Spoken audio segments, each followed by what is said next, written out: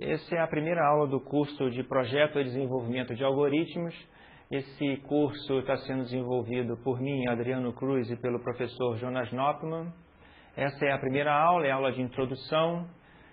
O objetivo desse curso de Projeto e Desenvolvimento de Algoritmos é apresentar para os alunos as principais técnicas que são usadas quando os profissionais da área desenvolvem programas que são as ferramentas que eles usam para dizer aos computadores o que os computadores têm que fazer, o que eles precisam executar para fazer as tarefas que estão sendo desenvolvidas. Bom, eu vou passar aqui e vou mostrar para vocês qual é o índice dessa aula, o que a gente espera desenvolver durante a aula. Em primeiro lugar, a gente vai falar quais são os objetivos dessa aula, o que a gente espera que ao final da aula os alunos consigam ter entendido. Durante a aula a gente vai falar de história, essa é uma aula introdutória, nós vamos falar sobre sucessos da computação. A computação tem esse glamour, as pessoas acham que há muito sucesso, mas a gente vai falar de fracassos, nós vamos falar até de brigas judiciais, coisas interessantes que aconteceram. Vamos falar um pouco da história, como é que isso se desenvolveu. E por último, a gente vai falar do que é software e o que é hardware. Quer dizer, o objetivo aqui é apresentar para os alunos termos que os profissionais da área usam durante as suas conversas. Há muito jargão, há muita palavra estranha que é usada e os alunos têm que começar a se acostumar a entender o que são esses termos, para que eles servem, o que eles significam, para até eles poderem ser considerados da área, porque toda área tem a sua terminologia e se você emprega a palavra errada, as pessoas vão logo desconfiar e vão dizer que você é um estranho. Então, para você poder participar, é bom entender a gíria, o que a gente costuma usar. Essa transparência eu já falei, quer dizer, eu estou repetindo um pouco aqui, mas é importante apresentar para vocês que estão começando na área, começando a se integrar, entender o que os profissionais falam. Há muito termo que é usado sem que se conheça. Então, é bom a gente ter as definições corretas para poder apresentar o nosso trabalho da melhor maneira possível, né? Bom, vamos falar de alguns sucessos, né? Primeiro vamos apresentar os sucessos. Dizem que primeiro a gente fala das coisas boas, o que é ruim a gente esconde, mas a gente não vai esconder não. Nós vamos falar de fracassos também da informática, né? Alguns avanços. Embora a gente possa dizer que a informática tem 200 anos, depois eu vou mostrar para vocês por quê, costuma-se contar o início da informática na década de 40, durante a guerra. Desde aquela época dos primeiros computadores, um dos grandes sucessos foi o aumento da velocidade. Se você considerar os computadores daquela época e comparar com o de hoje, eles são 100 mil vezes mais rápidos. Quer dizer, em 60 anos, você conseguir um aumento desse de velocidade, realmente é um grande sucesso. O custo, naquela época as máquinas eram bancadas só por indústrias, por empresas, por governos, custavam milhões de dólares. E hoje em dia a gente compra computadores aqui por em torno de R$1.000, você já pode comprar um computador. Então é uma queda de custo enorme.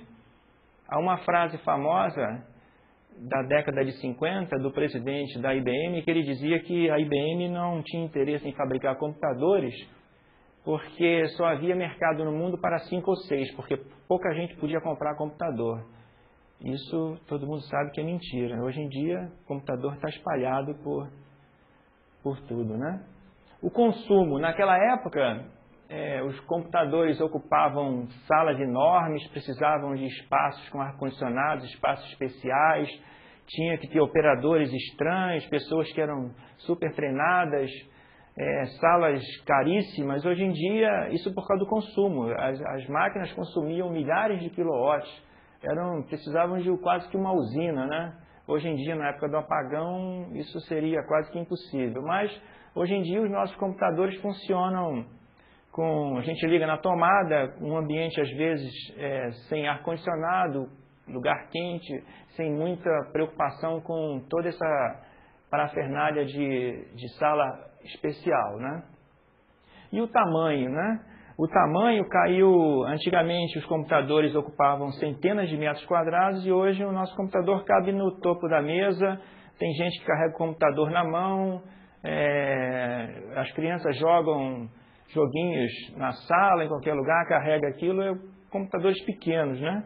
Aqui tem uma fotografia só de curiosidade para vocês verem o que era um computador na década de 50. Lá o especialista, não sei se dá para perceber todos os detalhes, mas o especialista ali programando, era uma sala imensa, vários painéis estranhos, fios para tudo quanto é lado, aquilo era um computador. E era programado por uma pessoa, como se fosse uma pessoa que ficava trocando fios de lugar para lugar, só para preparar um programa se levava um dia inteiro. Hoje em dia, comparando com aquilo, nós estamos num avanço enorme, né? Essa é uma fotografia do que foi durante muito tempo considerado o primeiro computador jamais construído, computador eletrônico, né? Essa é uma fotografia. Depois eu vou mostrar para vocês que houve algumas discussões sobre se ele realmente era o primeiro computador. Um outro avanço que é interessante, que talvez valha a pena mencionar para vocês aqui, é o que é considerado, chamado de a Lei de Moore. Moore é o presidente, é um dos fundadores da Intel. A Intel é um fabricante hoje em dia, fabricante de microprocessadores. Todo mundo que já ouviu falar a palavra Pentium, computador com Pentium, a Intel é o fabricante do Pentium. Então, o Gordon Moore foi um dos pioneiros nessa área. Em 1965, ele enunciou o que ficou conhecido como a Lei de Moore. Ele disse o seguinte, que cada circuito integrado, quer dizer, cada chip onde você teria lá o microprocessador, o Pentium daquela época, cada lançamento deles, eles conseguiriam dobrar o número de transistores, transistores são como se fossem os tijolos básicos com que você constrói microprocessador. O Pentium é construído lá, o tijolinho básico dele chama-se um transistor. Então ele dizia o seguinte, cada lançamento deles teria o dobro do número de transistores, que significa que eles conseguiriam fazer coisas cada vez mais poderosas, e eles lançariam isso no intervalo de 18 a 24 meses. Significa que eles conseguiriam melhorar os computadores num ritmo alucinante. O que aconteceu é que ele achava que essa lei ia ter curta duração, mas ela vale até hoje. Depois eu vou mostrar uma figura onde vocês vão ver que até hoje isso vale. E o que significava se a gente conseguisse reduzir o tamanho dos transistores? Se você consegue reduzir o tamanho dos tijolos que constroem os microprocessadores, significa que você tem computador com menor consumo, quer dizer, você gasta menos luz, paga menos energia, você tem um computador menor, porque o tijolo dele é menor, e uma consequência, ele tem maior velocidade, porque o transistor é menor. E essa lei, apesar dele achar que ela só valesse até 1975, 10 anos só, ele não era tão otimista, ela continua valendo até hoje. Aqui tem uma tabela onde quem conhece esses termos, Pentium, que é o processador que está dentro dos microcomputadores que a gente usa, vocês podem acompanhar o número de tijolos, o número de transistores que cada processador desse tinha. O primeiro processador, ele foi de 1971 e ele era chamado 4004, quer dizer, há 30 anos atrás, tinha 2.250 transistores. O Pentium 4, que é o lançamento do ano 2000 da Intel, o mesmo fabricante, tem 42 milhões de transistores.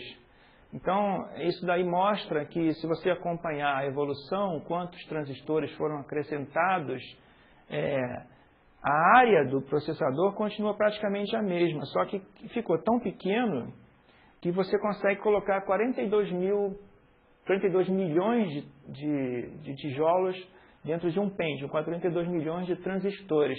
Isso significa que você consegue fazer coisas muito melhores, muito mais rápido, coisas muito mais eficientes.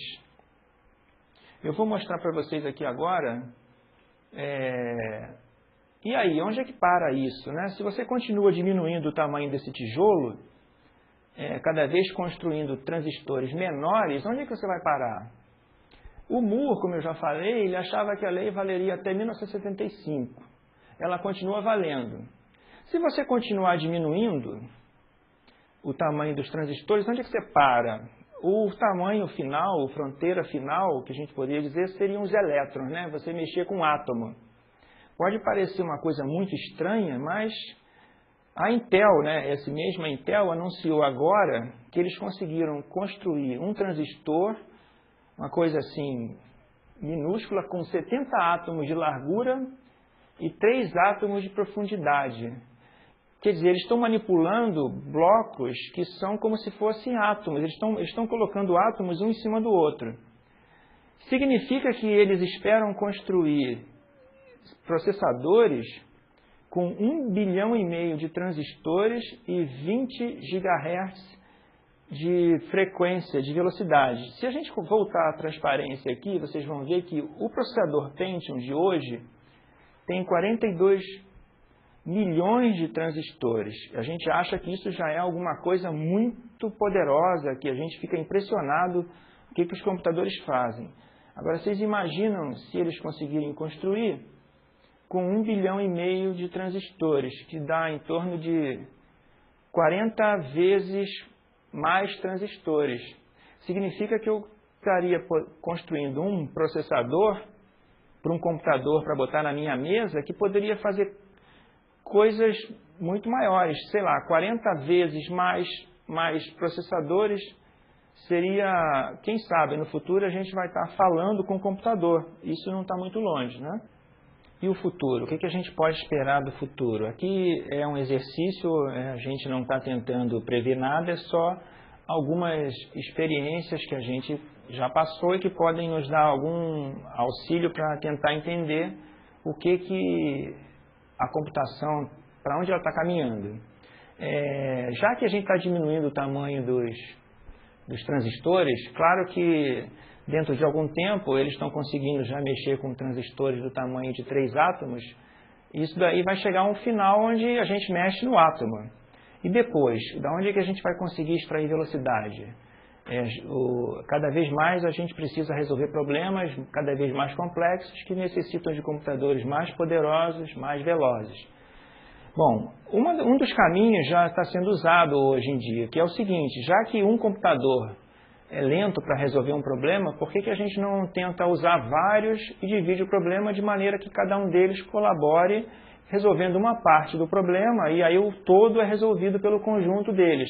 É que o pessoal costuma chamar hoje em dia de computação paralela, que a ideia é você colocar vários computadores resolvendo um único problema. Há um trabalho ainda em pesquisa, em laboratório, isso é para o futuro, onde eles falam o seguinte: eles vão tentar usar o que chamam de computadores quânticos. É um termo estranho, mas o que significa isso? Significa que a ideia é armazenar informação no próprio alinhamento dos átomos. Isso já é mexer com a natureza íntima da matéria.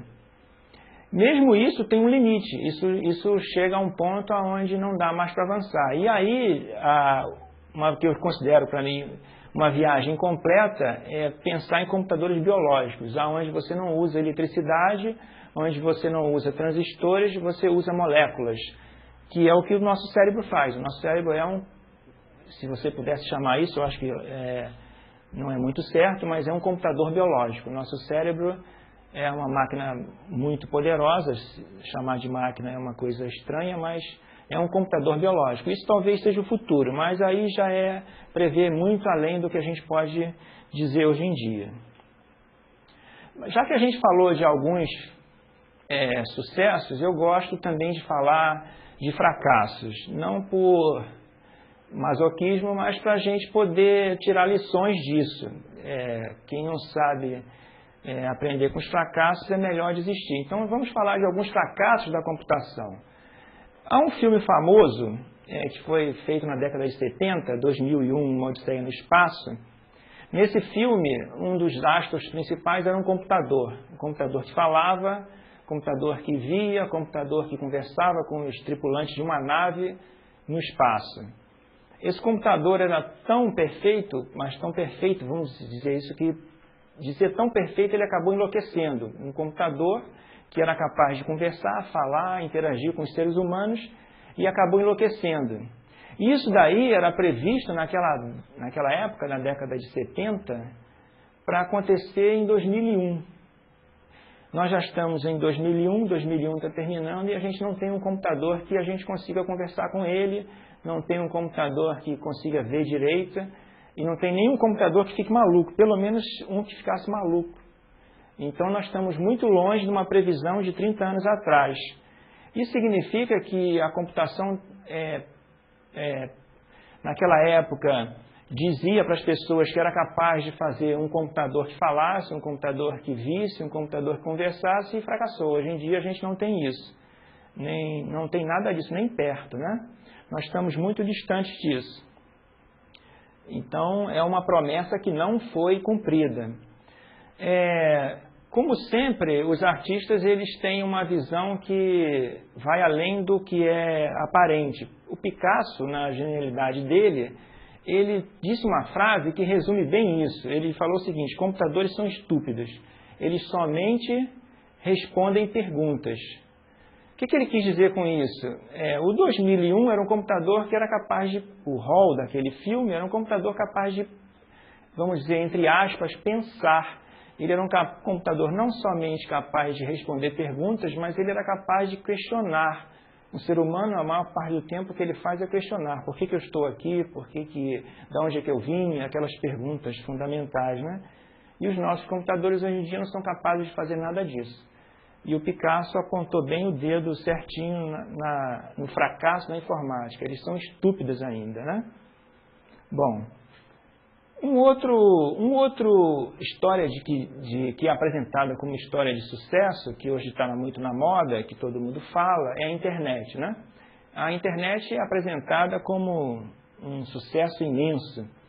Claro que ela é um grande sucesso. Hoje em dia você é capaz de fazer quase tudo na internet. Você compra, você estuda, esse curso daqui é um curso que pode ser transmitido à distância via internet, você namora, você se comunica, você vai ao banco, tudo via internet.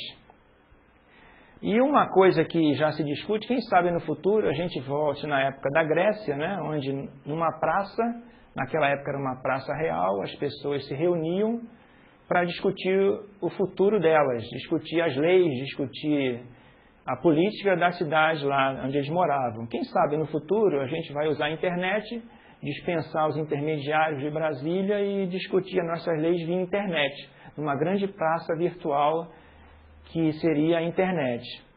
Bom, isso daí aparentemente é uma história de enorme sucesso, mas a gente pode mostrar que nem tudo é verdade. Há algumas coisas que podiam ser melhoradas. Por exemplo, vamos acompanhar aqui nessa transparência o que aconteceu com 4 meios de comunicação e quantos anos esses meios de comunicação levaram para atingir 50 milhões de usuários.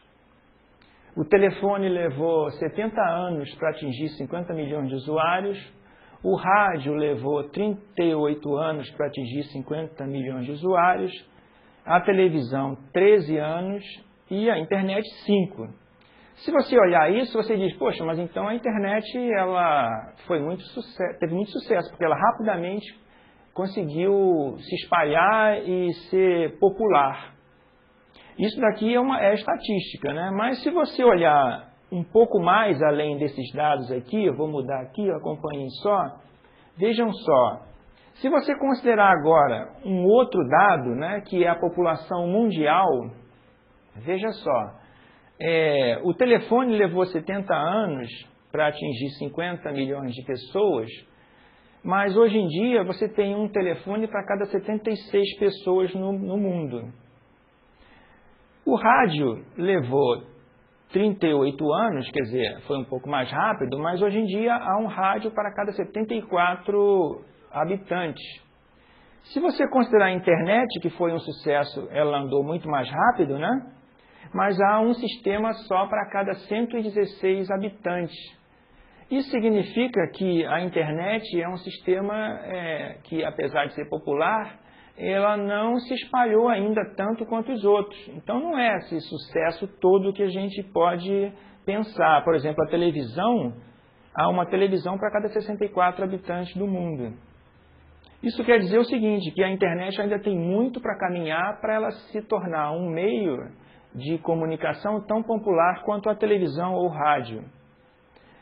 E uma outra coisa que tem que ser levada em conta, olha só, vocês podem perceber aqui, eu vou fazer alguns comentários, é que a internet para ser usada, ela requer um treinamento e um custo que ainda são altos. Não é qualquer pessoa que pode ter um computador, mas todo mundo tem o seu rádio, né? E operar um rádio, todo mundo há de concordar que é muito mais fácil do que você operar um computador para acessar a internet. Até eu tenho as minhas dificuldades de vez em quando para conseguir me conectar lá na rede, né? Então, é preciso ainda que as pessoas dessa nossa área de computação, elas prestem atenção que para distribuir a internet ainda há muita coisa a ser feita, muito treinamento, facilitar com que os usuários possam mais facilmente operar os computadores, que os termos usados e que os botões sejam mais fáceis de serem entendidos. Tudo isso precisa ser visto. Isso é um trabalho de todos nós que estamos trabalhando na área, né? Bom, então já falei um pouco de sucesso, já falei um pouco de fracasso. Eu queria agora falar um pouco sobre a história da computação, como é que ela evoluiu. Para isso, eu gosto de voltar bastante atrás no tempo, né? A gente acha que se aprendeu a calcular há pouco tempo, né? Usar máquinas para calcular há pouco tempo, mas isso vocês já podem ver aqui nessa primeira linha da transparência, que o ábaco ele é de 2.500 anos antes de Cristo. Então, há 4.500 anos que já havia uma máquina de calcular. E há pessoas que dizem que um japonês com ábaco é capaz de calcular mais rápido que uma pessoa com a máquina de calcular eletrônica.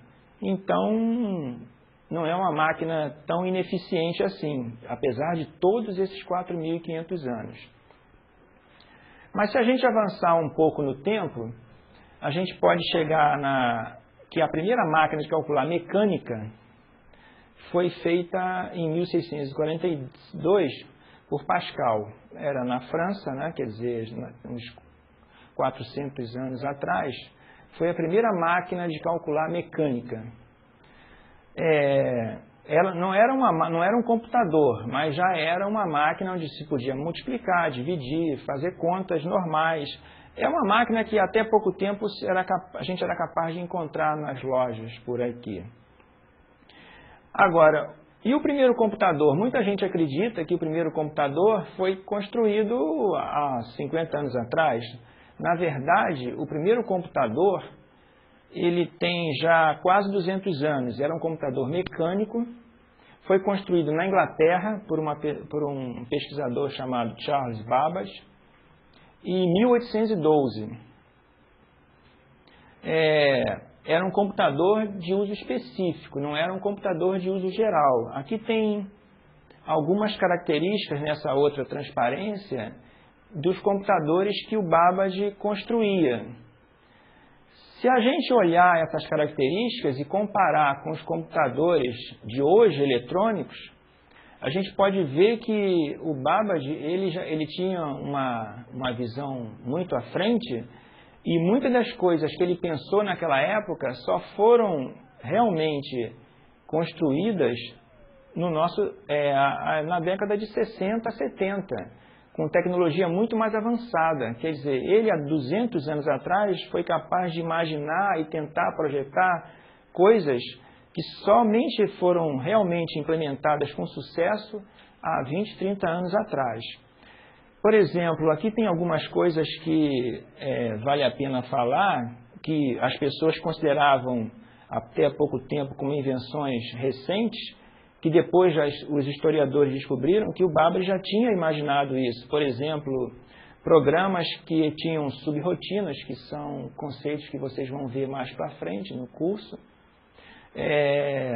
Era um programa que era um computador com memória, um computador mecânico que tinha memória para armazenar até 1000 números. Hoje em dia isso é pouco, mas naquela época, para um computador mecânico, era muito. Ele fazia contas com números com 50 dígitos de precisão.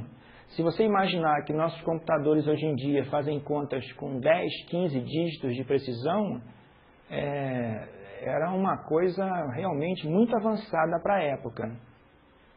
Só para vocês terem também uma noção de tempo, comparar com o tempo, a máquina dele, o computador dele, né, depois nós vamos ver, o computador dele fazia uma soma, uma subtração em 1 segundo e fazia multiplicações em torno de 1 minuto, multiplicações e divisões.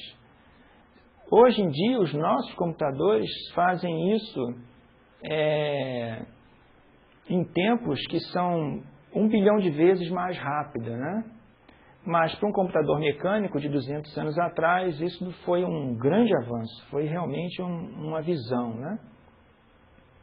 Aqui, assim, nessa próxima transparência, eu coloquei, se ficar claro para vocês verem, do lado aqui tem o retrato do Babbage, e eu coloquei o que era o computador, só para vocês terem noção de que quando a gente fala computador, todo mundo tem uma visão, é aquela caixa que a gente coloca na mesa, com um vídeo, mas esse era o computador de 200 anos atrás, computador que funcionava, que fez contas, que foi usado, a Marinha Inglesa, o Charles Babbage era inglês, a Marinha Inglesa usou esse computador durante vários anos e não tem nada a ver com a cara dos nossos computadores, né? Bom, depois que o Babbage fez esses computadores, essa ideia de fazer computação foi esquecida durante muitos anos e só durante a Segunda Guerra é que se voltou a pensar em construir máquinas que fossem capazes de calcular, máquinas rápidas que fossem capazes de calcular. E aí houve um esforço muito grande durante a Segunda Guerra para se construir essas máquinas. Esse esforço foi feito na Inglaterra, principalmente na Inglaterra, nos Estados Unidos e na Alemanha. A ideia era construir máquinas que apoiassem o esforço de guerra desses países que estavam envolvidos na Segunda Guerra Mundial. Aqui tem o nome de algumas pessoas, por exemplo, esse John Atanasoff. Hoje em dia, só para vocês terem uma ideia, ele em 1939 ele construiu um computador. Só que era uma universidade pequena e, curiosidade, ele foi esquecido. Algumas pessoas que visitaram ele para conhecer o trabalho dele, de uma universidade muito maior, construíram um computador com mais dinheiro, conseguiram terminar um computador maior e passaram a ser conhecidos como os construtores do primeiro computador. Atanasoff entrou na justiça depois de muitos anos para ter reconhecido o nome dele como o construtor do primeiro computador digital. Agora vocês vejam, alguma história que aconteceu há 60 anos atrás, uma pessoa que ficou desconhecida teve que entrar na justiça para poder brigar por direito de ser reconhecido como o inventor do computador. A gente imagina que a história da computação é uma história clara, que todo mundo sabe tudo o que aconteceu e, na verdade, aconteceram brigas e espionagens porque as pessoas que foram lá olharam o projeto dele, mas não deram crédito. Aqui tem alguns nomes e é interessante a gente passar na outra transparência. O alemão, esse professor Zuse, durante a Segunda Guerra, ele construiu computadores que eram, a história diz que eram mais avançados do que os construídos nos Estados Unidos, mas foram completamente destruídos durante a guerra, não se conhece muito do trabalho dele, não se sabe muito o que realmente ele construiu, o que realmente foi só projeto, né? E esse Eckert e Mauch, que são os que foram durante muitos anos os que foram considerados os construtores do primeiro computador, e eles perderam esse título para Atanasoff. Esse computador era de 1946, não era um computador digital de uso geral, Cada programa que tinha que ser rodado no computador envolvia um trabalho imenso de trocas de fios para lá, fios para cá. Não era como a gente que senta no teclado e com o mouse e roda, troca de programa do Word para o Excel, para o PowerPoint, para olhar a internet, não era isso. Cada programa envolvia uma operação complicada de trocas de fios e ele só rodava aquele programa. Se eu quisesse trocar o programa, tinha que trocar todos esses fios. Mas a Inglaterra, né, aqui tem uma fotografia novamente, só para vocês terem uma ideia de dados, né? Por exemplo, dados de tamanho, é interessante a gente comparar esses dados de tamanho com o que a gente conhece sobre computador. Esse computador de 47 constava de 42 painéis, com 2,70 metros de altura, 60 centímetros de largura e 30 de comprimento. Imaginem 42 painéis de 2,70 metros de altura, espalhados numa sala, gerando calor. Era isso que era o computador. Hoje em dia, numa sala como essa, a gente consegue colocar centenas de computadores, né? A Inglaterra, que foi sempre uma grande inovadora, foi lá que o Babbage desenvolveu o primeiro computador mecânico, foi também aonde foi construído realmente o primeiro computador de uso geral, onde a pessoa podia programar e escrever programas muito mais facilmente, não se precisava mais de fios. Para você escrever seus programas, você usava um teclado, como é parecido com o nosso, né? Umas fitas, que naquela época eram fitas de papel, hoje em dia são fitas magnéticas, mas o computador deixou de ser uma máquina complicada, começou o caminho dele de ser uma máquina mais simples, né? Bom, eu acho que de história eu vou parar um pouco por aqui, depois a gente pode dar referências para vocês. No final do livro vocês vão ter referências de mais livros que falam sobre essa história, contam casos interessantes, mas para o nosso objetivo aqui de dar uma visão rápida para vocês do que aconteceu nesses 200 anos de computação, eu acho que tá bom. Agora a gente vai passar a falar um pouco para vocês sobre termos, né? Termos que a gente usa na computação. O que é hardware, o que é software, o que é um programa, o que é memória, o que é um periférico, tudo isso, né? São termos que são usados que vocês têm que começar a aprender a usar. Claro que não é necessário no início saber todos os termos, ou saber o que tudo significa, mas é importante já começar a ter uma noção. Hardware é uma palavra inglesa e é difícil dizer o que é o hardware no computador, né? Mas uma definição assim prática é dizer o seguinte: é o que você vê. Tudo que você vê no computador é o hardware. Um computador simples, né? Ele é composto de processador, que é a parte do computador onde os dados são modificados, alterados, somados, subtraídos. A memória, que é o local onde os dados estão armazenados, não é onde eles são modificados, onde eles ficam armazenados. E os periféricos. Os periféricos são as coisas que você usa para interagir com o computador. Então, por exemplo, o teclado, o mouse, tudo isso que a gente costuma chamar de periféricos. Prestem atenção que aqui, quando eu falo processador, não confundam com a construção do computador. A gente costuma olhar um computador e ver um gabinete, um vídeo e um teclado. Eu não estou falando disso, eu estou falando de coisas que ficam dentro do gabinete. Lá dentro do gabinete do processador, lá tem um processador, lá tem memória, lá tem alguns periféricos são fora desse gabinete, como o teclado, como o mouse e o vídeo. Alguns periféricos estão dentro do gabinete, como os discos, né? Então eu não estou falando de como você vê o computador, mas eu estou falando das partes internas do computador, tá? Então vamos tirar isso. O processador do computador não é aquele gabinete. Aquele gabinete contém também o processador, tá certo?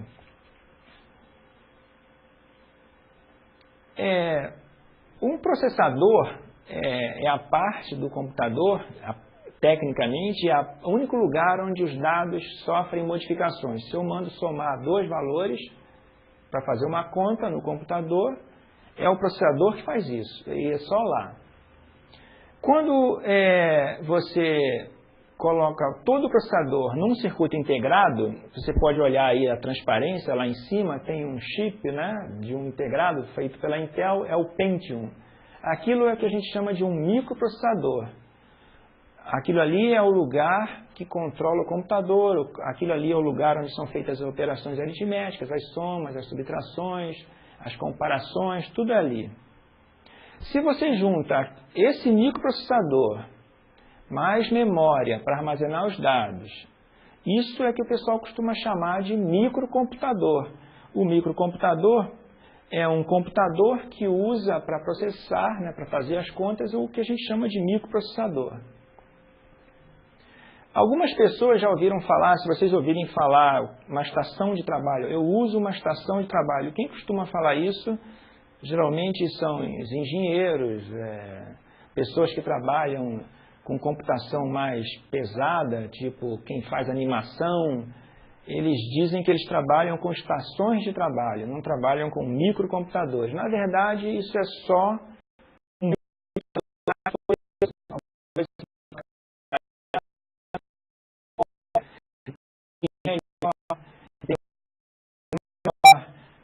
então, isso é que o pessoal chama de estação de trabalho, mas no fundo é um microcomputador mais caro, mais poderoso. É isso. Nós agora vamos falar sobre o que são bits e bytes. Esses termos são bastante empregados pelos profissionais da área, então é bom a gente entender bem claramente o que significa bits e bytes. Tudo no computador é informação. Agora, a menor unidade de informação que o computador consegue armazenar é o que a gente chama de um bit. É um dígito binário. Bit é uma abreviação para dígito binário.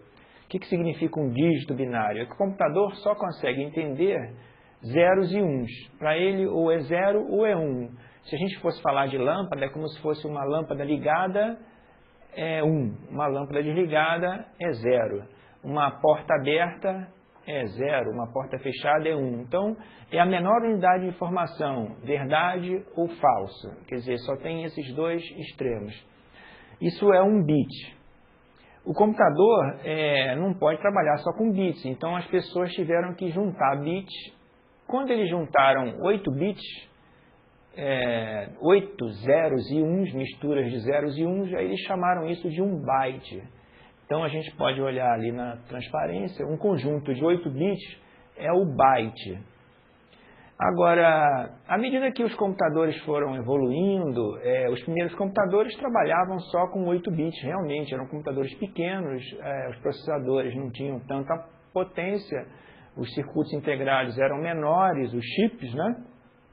Até que a tecnologia foi evoluindo, aqueles bloquinhos foram diminuindo, as pessoas conseguiram colocar mais bloquinhos, mais transistores, chips cada vez mais poderosos. Aí 8 bits já não foi suficiente, 1 byte não era suficiente. Hoje em dia os computadores trabalham com grupos de bits, grupos de bytes maiores. Por exemplo, o Pentium pode trabalhar com 32 bits. Significa, se 1 byte são 8 bits, 32 bits são 4 bytes. Então, esses 4 bytes é que as pessoas costumam chamar de palavras. Por que é uma palavra? Por que a palavra, de onde surgiu esse termo? É porque o bit é 1 e 0. 1 byte, que são 8 bits, que era a unidade um pouquinho maior, é onde as pessoas conseguem guardar letras. Por exemplo, cada letra que a gente escreve no computador, ela fica armazenada num byte. Então, se eu junto 4 bytes, é como se eu tivesse juntado 4 letras. Daí o pessoal, para fazer uma analogia com o que a gente escreve, chamou isso de palavra. Então, a palavra do computador são 4 bytes. É como se eu pudesse guardar numa palavra do computador apenas 4 letras. Não quer dizer que a gente só vai escrever com palavras de 4 letras, né? Bom, e quando você ouve falar de computação, a gente ouve falar também em termos tipo kilobyte, megabyte. O meu computador tem não sei quantos megabytes. O que quer dizer isso? O que quer dizer a palavra mega? O que quer dizer a palavra quilo, né? Quilo a gente está acostumado a usar na nossa linguagem. Eu vou no supermercado e compro 1 quilo de arroz, 1 quilo disso, 1 quilo daquilo. Quilo quer dizer 1000, né? Então, quando eu compro 1 quilograma, significa que eu estou comprando 1000 gramas. Na computação, o quilo é usado também, só que o pessoal usa um pouco diferente. Por quê? Porque na computação tudo é bit, zeros e uns. E aí a gente usa, em vez de usar potência de 10, como a gente está acostumado, né? 1 quilo é 1000, 1 centímetro são 100, 1 quilômetro são 1000 metros, tudo na base 10, né? Tudo referenciado ao 10. Na computação é tudo referenciado a 2. Por que 2? Porque é 0 e 1. 0 e 1 são duas coisas diferentes, 2. Então o quilo em computação, vocês podem olhar na transparência, ele tem um significado um pouco diferente. Ele é igual a 2 elevado a 10. Se você fizer essa conta, saber quanto é 2 vezes 2 vezes 2 vezes 2, 10 vezes, vai dar não 1000, mas vai dar 1024. Então, quando eu falo que eu tenho 1 kilobit, eu não tenho 1000 bits, eu tenho 1024 bits. Para não complicar a nossa vida, as pessoas esquecem esse detalhe e todo mundo pensa em termos de 1000 também, como a gente está acostumado a fazer. Então, se você falar que você tem 1 kilobit, ninguém vai ficar preocupado se você falar que tem 1000 bits em vez de 1024, tá bom? Mas quilo é pouco ainda em computação. Hoje em dia, as memórias dos computadores, a gente fala em megabyte, né? E o que é um mega? Mega significa que você tem 1000 vezes 1000. Se você olhar ali na transparência, 1 mega é como se eu tivesse 1K vezes 1K. Esse K é de quilo. Então, se 1K é 1000 e eu multiplico 1K por 1K, eu tenho 1000 vezes 1000. Então, 1000 vezes 1000 vai dar 1 milhão. Como em computação não é 1024 vezes 1024, olha ali, 1024 vezes 1024 vai dar um número lá, 1.048.576. Claro que, novamente, ninguém vai ficar desesperado se você falar que tem 1 megabyte e falar que tem 1 milhão de bytes. Esquece que tem aqueles números a mais, mas porque ninguém está preocupado com esses detalhes, né? E um outro termo que aparece muito, que vocês vão usar também, tudo em computação começa a crescer, começam os termos já não serem suficientes, 1 quilo, 1 mega e depois, o que vem? Foi crescendo, o computador foi aumentando a força dele, a memória foi aumentando. Depois de 1 mega, o que vem? Se 1 mega era 1000 vezes 1000, 1 giga, vocês vão depois guardar isso, por enquanto fica só como informação, né? 1 giga é 1000 vezes 1 milhão. 1 milhão vezes 1000. Então, ali tem as contas, né? Eu não vou nem colocar os números precisos, porque não há necessidade, como eu falei antes. Vamos continuar usando como se fosse 1 quilo 1000, 1 mega 1 milhão e 1 giga 1 bilhão. Na verdade, tem uns numerozinhos a mais, mas não interessa. O que é importante é vocês lembrarem e saberem que 1 quilo corresponde a aproximadamente 1000 bytes, 1 megabyte corresponde a aproximadamente 1 milhão de bytes e 1 gigabyte corresponde aproximadamente a 1 bilhão de bytes, né? Os números precisos vocês podem fazer a conta com a calculadora depois. Só para vocês terem uma noção do que significa isso assim em termos de letras, caracteres que a gente está mais acostumado a pensar, né? Imagina que, por exemplo, um computador comum que você compra hoje em dia aí na loja, o vendedor vai te dizer que ele tem 128 megabytes de memória.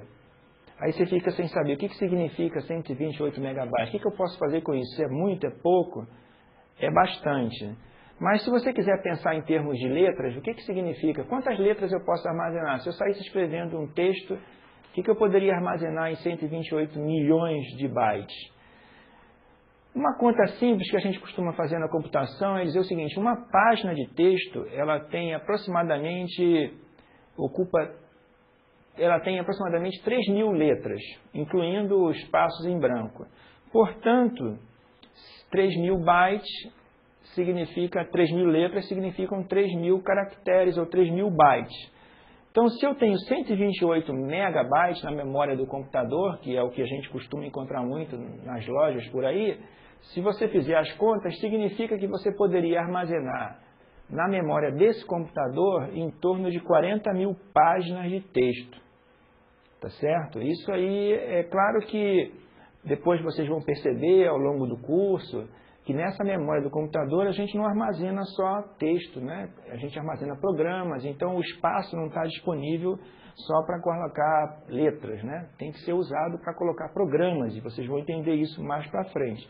Mas é para vocês terem uma noção do que significa essa memória toda. Por isso é que os computadores têm toda essa potência, né? Você vê, armazenar 40 mil páginas de texto é bastante coisa, né?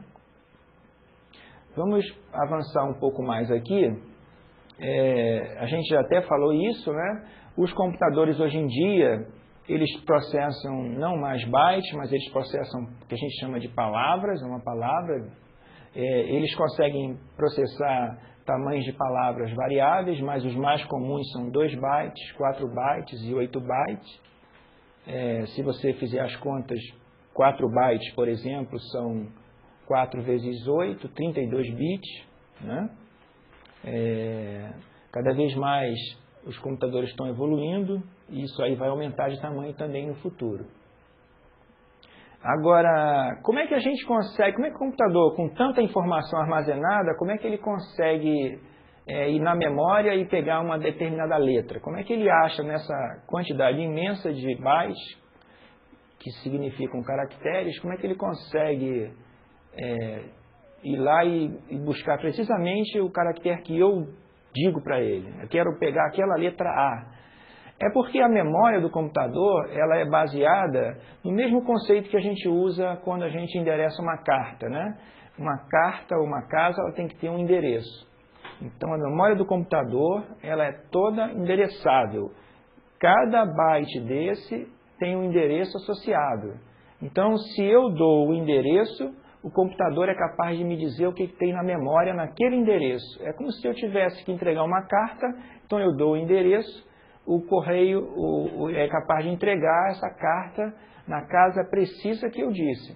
Então, se eu quero ler aquela letra A, basta eu saber qual é o endereço que aquela letra A está na memória. Você pode estar perguntando, mas eu não quando escrevo o meu texto no Word, não estou preocupado com isso. Claro, porque existem programas que vocês vão aprender a construir ao longo do curso aqui, que fazem toda essa tradução. A gente olha na tela, clica no mouse, mas por trás disso o que acontece é que o computador traduz isso para uma instrução que é o seguinte: vai lá na memória, no endereço X, que eu fiz as contas aqui, e me traz essa letra. Então, toda a memória é endereçável. Isso é um conceito importante que vocês têm que tomar cuidado e aprender bastante, é que a memória é endereçável. Cada posição da memória, cada palavra, cada byte tem um endereço associado. E nessa sopa de letras, bits, bytes, vocês também ouvem muito falar algumas letras, grupos de letras, por exemplo, o que é uma RAM, né? O meu computador tem tanto de memória RAM. O que significa essas 3 letras, RAM? Isso daí é uma abreviação de uma palavra inglesa, né? de 3 palavras inglesas, Random Access Memory, memória de acesso randômico. São 3 palavras complicadas, mas o princípio é simples. Coisa simples, é a questão do endereço. Se eu tenho um endereço numa rua, eu não preciso ficar perguntando de casa em casa onde é que a pessoa mora. Eu posso ir direto naquela casa e entregar a carta. Então, da mesma maneira, se eu tenho 128 milhões de letras armazenadas na memória, eu não preciso de letra em letra perguntando onde é que está determinada letra. Eu dou o endereço e ele vai e procura diretamente a casa onde está aquela letra. As memórias dos computadores, as memórias principais, são desse tipo, memória RAM. O computador, quando executa um programa, ele executa sempre a partir de uma memória desse tipo. Memórias que têm endereços que você pode ler e escrever em qualquer lugar. Então, essas memórias são rápidas, essas memórias custam caro, elas são memórias bastante rápidas, então o pessoal chama também memórias principais, são as memórias que o computador usa para executar os programas. Um outro tipo de letras de sopa de letras que vocês vão ouvir falar, que já é bom começar a tomar conhecimento, né? Que a gente ouve também falar memória ROM. Essa palavra ficou aí popularizada por causa do CD-ROM, né? São as 3 letras iguais, são as mesmas letras. E o que são essas 3 letras? ROM quer dizer Read Only Memory. Memória de leitura exclusiva. É uma memória, na memória principal do computador, eu vou voltar uma transparência aqui, a memória RAM, ela é uma memória onde você pode ler e escrever. Por exemplo, quando eu estou escrevendo um texto no Word, eu posso, eu não gostei dessa palavra, eu apago a palavra e coloco outra no lugar. O que significa? O que o computador faz com essa palavra? Ele apaga da memória algumas letras e grava outras por cima.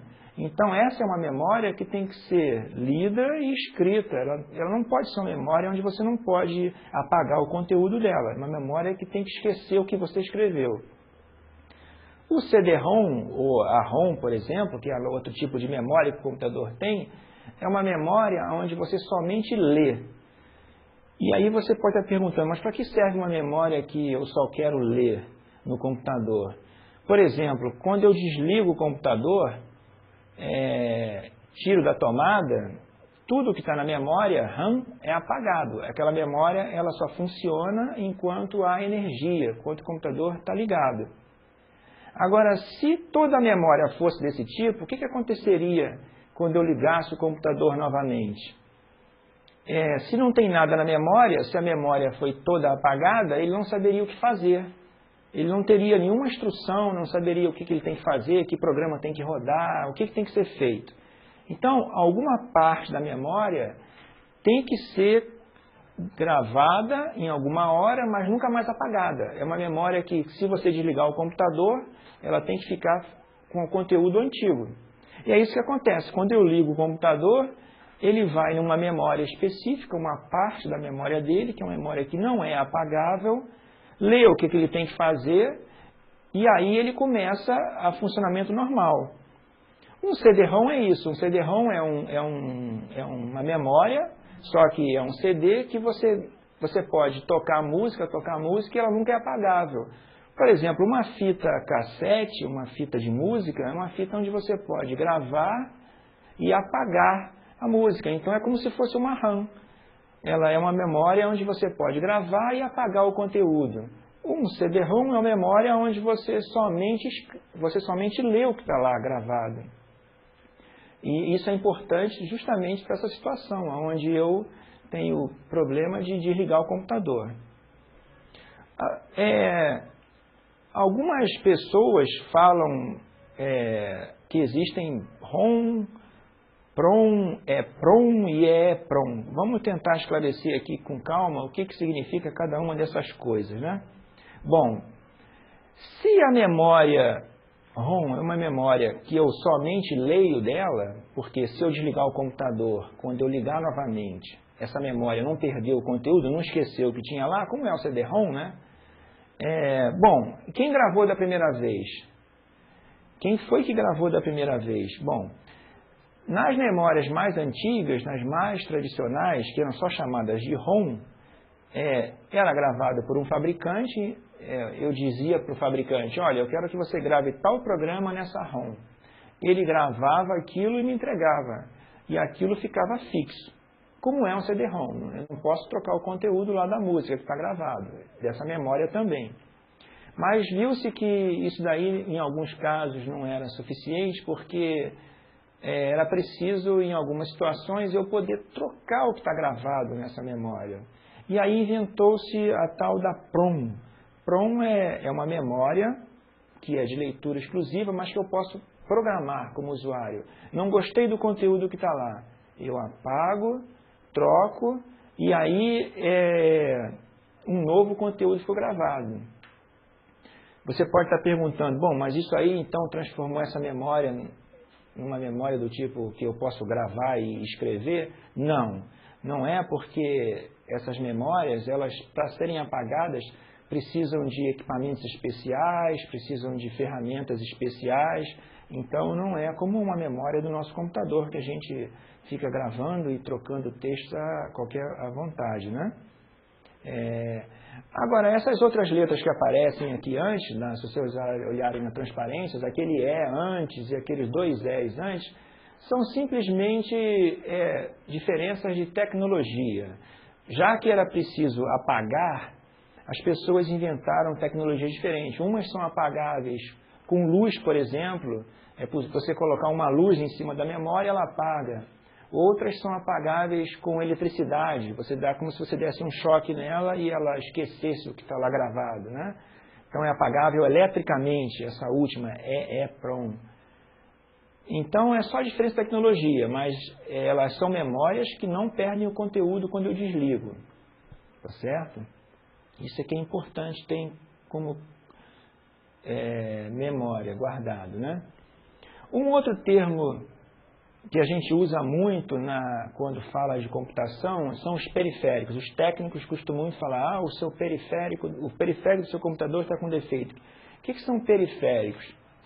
Bom, é porque antigamente, no início da computação, se dizia que o processador era uma unidade central e tudo em volta era periférico. Então, todos os equipamentos que a gente usa, o teclado, o mouse, o vídeo, é como se eles estivessem em volta da unidade central, que é o processador, que na verdade é o cara que pensa. O processador é o cara que pensa, é o cara que faz as contas, é o cara que decide as coisas. O que está em volta é a periferia. Existem basicamente 3 tipos de periféricos. Vocês têm periférico para entrar dados, periférico para sair dados e periférico que serve para as duas coisas. É fácil a gente perceber isso. Por exemplo, um teclado só serve para eu entrar com os dados para o computador. A impressora é um periférico de saída. Eu não posso colocar dados no computador via impressora. A impressora é um periférico para o computador transferir dados para que eu possa ver. Então, periférico de saída. E existem periféricos que servem tanto para entrada e saída. Por exemplo, o mais comum é o disquete, né, que a gente usa. Um disquete é um periférico que serve tanto para entrar como para sair. Quando eu gravo um arquivo que eu escrevi em Word, num disquete, eu estou fazendo uma saída. Então, eu estou gravando do computador no disquete. Quando eu leio um arquivo que eu gravei do Word no disquete, está lá gravado, eu levei para casa e agora eu quero ler aquilo para imprimir, então eu estou entrando com os dados do computador. Então, existem periféricos de entrada, saída e entrada e saída ao mesmo tempo. Bom, nas transparências a gente pode ver alguns exemplos de periféricos além dos que eu já falei. Por exemplo, periféricos de entrada de dados, temos ali na transparência CD-ROM, plotter, que é um periférico para saída de dados que não é muito comum, mas é muito usado para engenharia, arquitetura. É um periférico que ele traça retas, figuras, faz desenhos, né?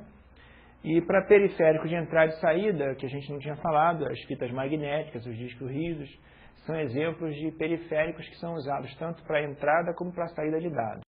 Agora, mudando aqui, eu botei um desenho para vocês terem uma noção de computador e alguns periféricos. Aqui na transparência nós temos a impressora, temos um scanner, que é um periférico para a entrada de dados, que é para você fazer leitura de um documento, tem um mouse, que é um periférico de entrada, e a internet, a rede, né, que é a conexão com a internet é feita através de um periférico, que normalmente é o modem, né, que as pessoas ouvem muito falar em casa. Você se conecta via modem, que é um periférico tanto para entrada como para saída de dados. Bom, se a gente já falou bastante sobre hardware, agora a gente vai falar sobre o que é o software, né? Da mesma maneira que era difícil definir o que era o hardware, definir o que é software também não é muito fácil. Uma definição assim simplificada do que seria isso: se hardware é o que você vê, você pode dizer que software é aquilo que você não vê no computador, mas que está lá. É como se fosse o pensamento, né? O software, ele engloba todos os programas que rodam no computador. Por exemplo, o Word o Office é um programa, ou vários programas ao mesmo tempo, né? Um conjunto de programas. O software que você usa para acessar a internet é um outro programa. Então, o software são os programas que rodam no computador, que rodam no hardware. Precisa do hardware e precisa do software. Então, como exemplo, você pode considerar o editor de texto que a gente costuma usar, o Internet Explorer para acessar a internet, se você usa uma planilha eletrônica, um banco de dados, tudo, um programa para desenhar, um programa para fazer edição de vídeo, de imagem, de som, tudo isso para gravar um CD-ROM, são programas, é software. Agora, nesse curso, a gente vai se concentrar em aprender o que a gente chama de linguagens de programação. Quer dizer, nós vamos aprender a desenvolver algoritmos para depois usar a linguagem de programação para descrever esses algoritmos. Os algoritmos são receitas de bolo, são receitas que você diz ao computador o que você quer que ele faça. Então, um algoritmo, na verdade, seria você pensar antes como é que você deve indicar para uma pessoa que ela vai fazer, por exemplo, um bolo.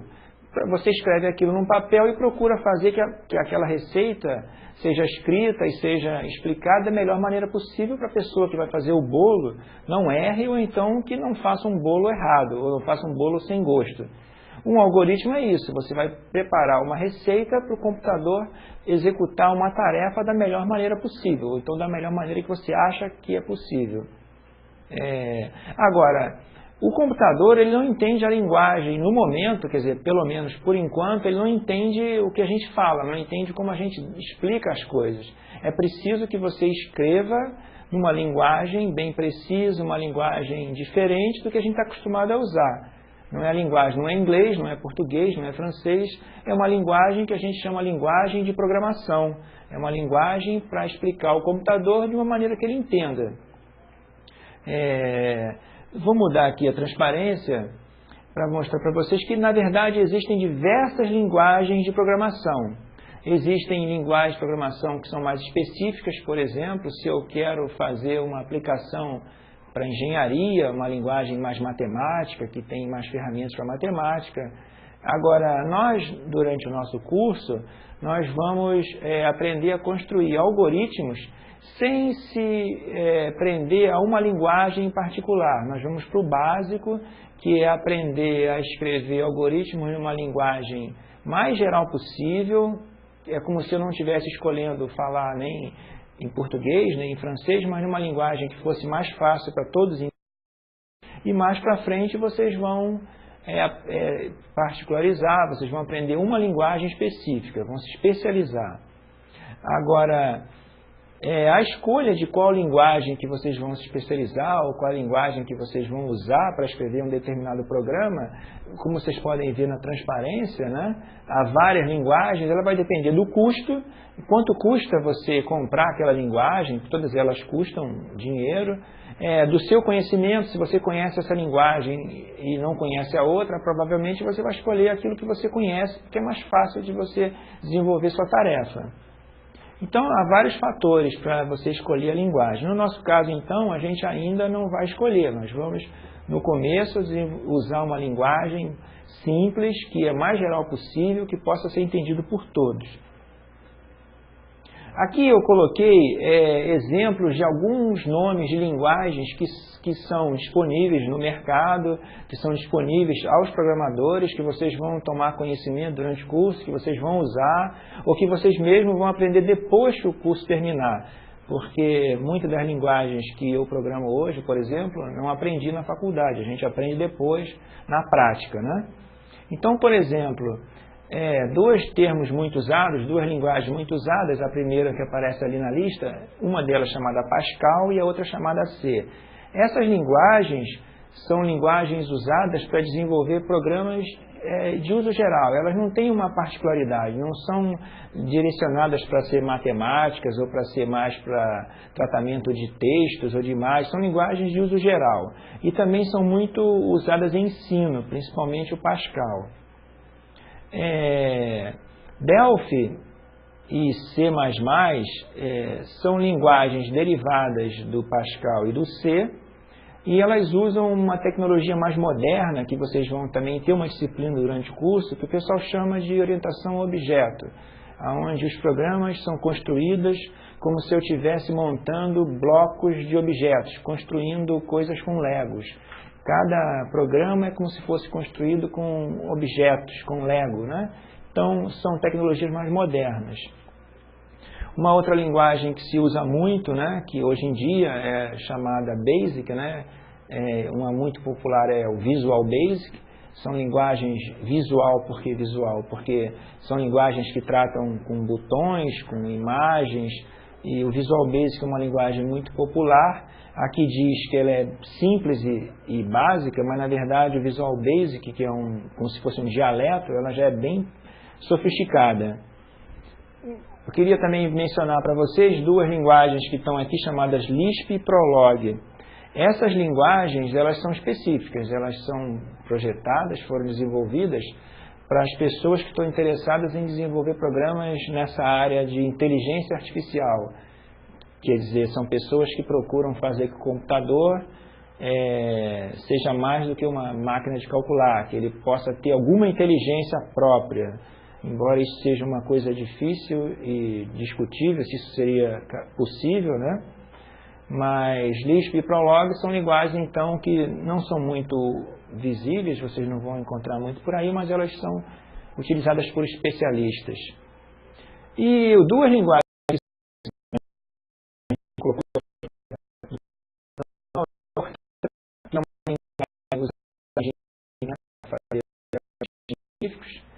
e COBOL, que é uma linguagem usada para construir programas comerciais. Antigamente eram essas linguagens que eram mais usadas. Hoje em dia se usa Visual Basic, Pascal.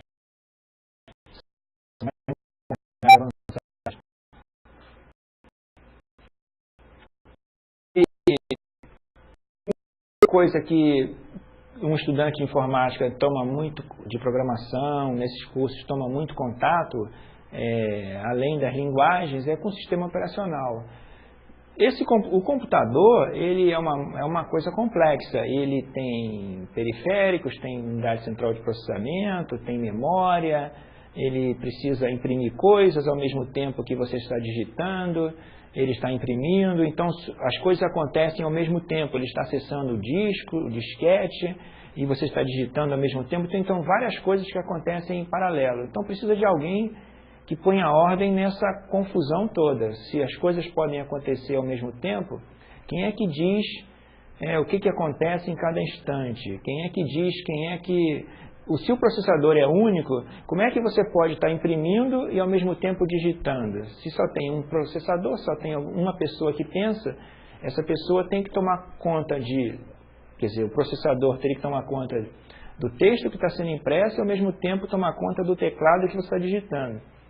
Para isso tudo funcionar de maneira correta, é preciso de alguém que gerencie isso tudo. Isso alguém é um programa, tudo no computador são programas. E o sistema operacional é um nome específico que inventaram para esse tipo de programa, é um programa específico, é um programa que tem uma função única, que é gerenciar todos esses recursos, gerenciar o computador. Dizer o seguinte, olha, nesse momento eu vou imprimir, daqui para frente eu vou olhar o que o outro está digitando, depois eu vou colocar uma figura na tela, vou voltar a imprimir uma nova letra.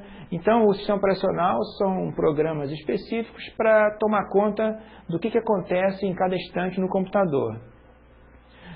Eu vou mudar aqui a transparência e vou mostrar alguns exemplos de sistemas operacionais. O mais comum, que todo mundo está acostumado a usar, que se vocês olharem os computadores, a maioria deles está lá o Windows, né? O Windows é um sistema operacional produzido pela Microsoft, que é uma empresa de informática muito poderosa, e o sistema que ela faz, o Windows, está na quase totalidade dos computadores que a gente usa na nossa casa. Agora, existem outras possibilidades que são menos populares, mas que, às vezes, em ambientes comerciais que vocês vão encontrar, as pessoas preferem usar, talvez, outros sistemas. Então, por exemplo, além dos sistemas produzidos pela Microsoft, que são esses Windows, né, existe uma outra família, que a gente poderia chamar de família, que é chamada de Unix. Unix foi um sistema operacional desenvolvido por um laboratório americano chamado Bell, e no início ele era um sistema bastante usado em estações de trabalho. Como vocês já viram, estações de trabalho são computadores mais poderosos, mas hoje em dia há versões desse sistema que são usados em computadores de casa, computadores pessoais, como a gente chama, né? Diferentemente do Windows, que é produto Microsoft, o Unix é um produto que é fabricado por diversos fabricantes. Há diversas empresas que se dedicam a fabricar como se fossem diversas versões do mesmo Unix. Então, a IBM tem um que eles chamam de AX, a Hewlett-Packard tem um que eles chamam de HP-UX, e hoje em dia há uma grande conversa, se fala muito na imprensa, de um sistema chamado Linux. Linux é um sistema operacional também usado em computadores de casa, pessoais. É desenvolvido não por uma empresa, ele é gratuito, ele é desenvolvido por programadores ao redor do mundo. Tem gente de vários lugares do mundo, inclusive do Brasil, vários programadores que se dedicam a desenvolver esse sistema. Não é uma empresa, não tem ninguém dirigindo, há uma pessoa só, que é um finlandês, que ele centraliza todas as informações, mas é um sistema gratuito, livre, e está se difundindo bastante, né? Aqui a gente encerra a primeira aula, onde a gente procurou dar uma visão histórica, contar um pouco da história da computação, desde o início, não só da computação, mas de máquinas de calcular, máquinas que computavam, desde o início, 2.500 anos antes de Cristo, até os nossos dias. Com isso, vocês têm uma boa noção do como é que o campo de trabalho que vocês escolheram evoluiu ao longo de todo esse tempo.